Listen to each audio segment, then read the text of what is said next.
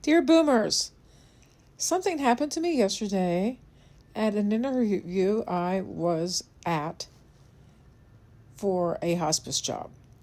And it has stayed with me, and I think I could even create a book out of this one sentence. And it stayed with me in a way so few things have. The second interview for this job, and it's as I have mentioned, a hospice position, and it's the place that feels most aligned with my heart. She said, quote, "The moment you walk into the home of the person who is dying, you leave the world behind." End of quote. And the room went quiet. Not too quiet because we had things to talk about. And not because it needed explanation, but because truth never does need explaining. What it means to leave the world behind. What does that mean? When we hear the word world, most of us think of schedules, deadlines, politics, money, conflict, worry, identity, wars. We think of the noise. And yet in one single sentence, this hospice leader named what every sacred tradition, every seasoned caregiver, every soul who has ever sat at a bedside already knows. Dying is not a medical event. Dying is a sacred crossing. And when you enter that space, the world as we know it, the performance of life must fall away. No titles follow you in. No arguments matter. No resentments have authority. No regrets have authority either. Only presence remains. So, let's talk about death as a sacred act. We live in a culture that avoids death at all costs. People are in a state of denial, at best, about it. We hide it behind hospital curtains. We soften it with euphemisms. We rush it with machines, and we fear it with our whole nervous system. But what if death is not an ending to be feared, but a holy transition to be witnessed? And now we don't know what happens after death, but there are a lot of suggestions that many things do happen and we live on. But what if instead of being the most tragic moment of a life, it is the most honest? Please subscribe to the channel, and down below there will be a link to my Dear Boomers community. So at the end of life, no one pretends anymore. Masks fall away, regret speaks, love surfaces, truth breathes. And what stands exposed is the human heart. Why nothing is more important than that moment? Well, every moment is important. We come to learn from these experiences. In hospice, there are no heroics. There is no fixing. There is only a state of being. Being with breath, being with fear, being with confusion, being with silence, being with prayer, and most importantly, being with love. Every other role falls away. You are not there to convince. You are not there to convert. You are not there to correct. You are there to hold space for the soul at the threshold. It's almost like the Fool in the tarot card taking that leap of faith. And that is holy ground. And that is what the message of the Fool is too. And the tarot card, standing on holy ground and taking that leap. Love and forgiveness is a spiritual practice. In my heart, when I heard that sentence, you leave the world behind, what I translated it to mean was this: we enter the home carrying only love and forgiveness. Nothing else is permitted. And this is not about what the dying person is capable of offering in that moment. It is because the truth is as follows. Some people are not ready to forgive, and some are still angry. Some are still afraid, and some are still shattered. Some are still holding stories they never got to complete. And that is the truth.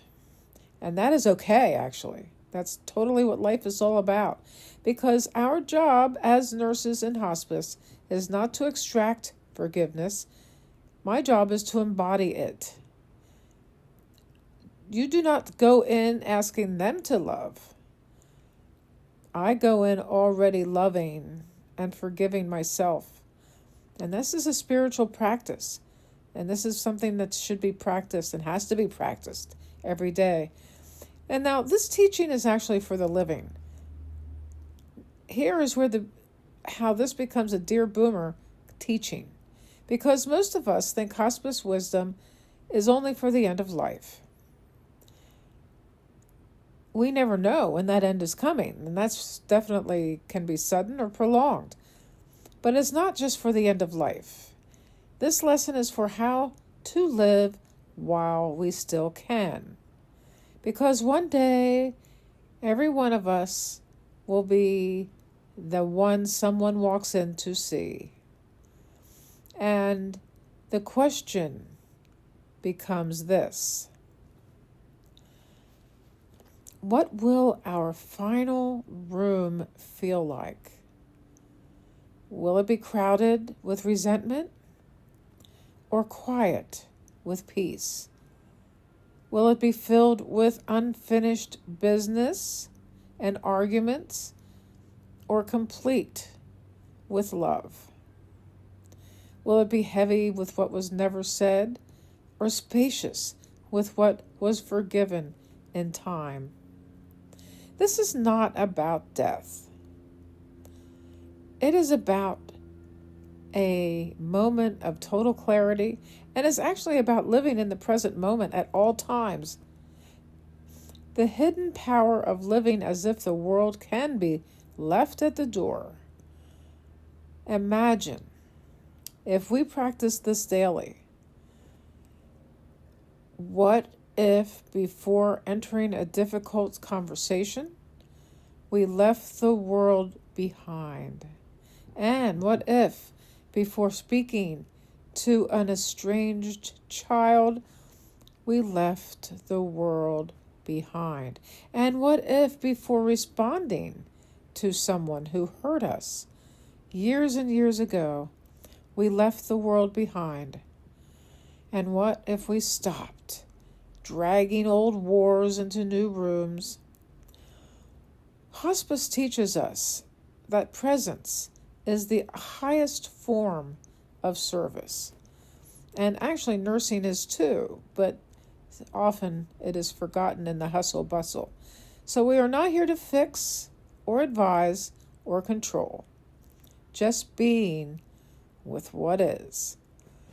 So what I carry with me now, as I continue walking towards this work, I know this much.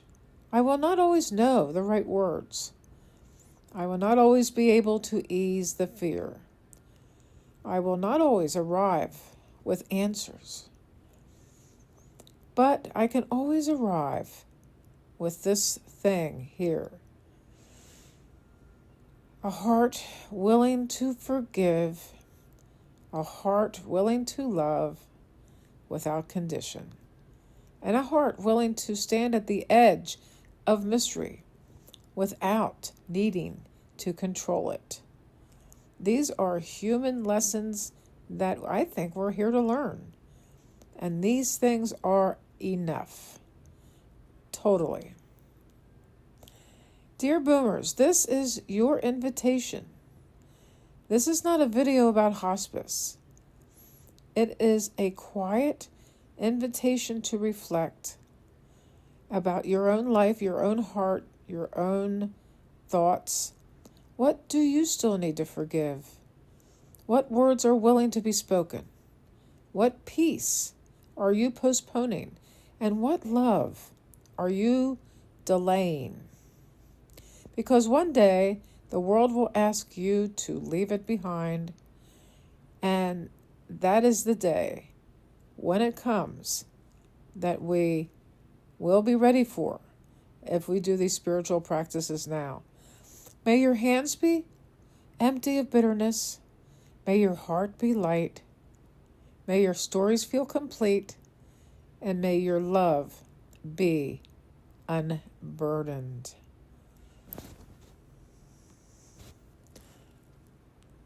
The moment you walk into the home of the person who is dying, you leave the world behind. May we learn gently and now, that this is the truth that is here before us, and how to do that while we are still alive is the riddle we all must solve.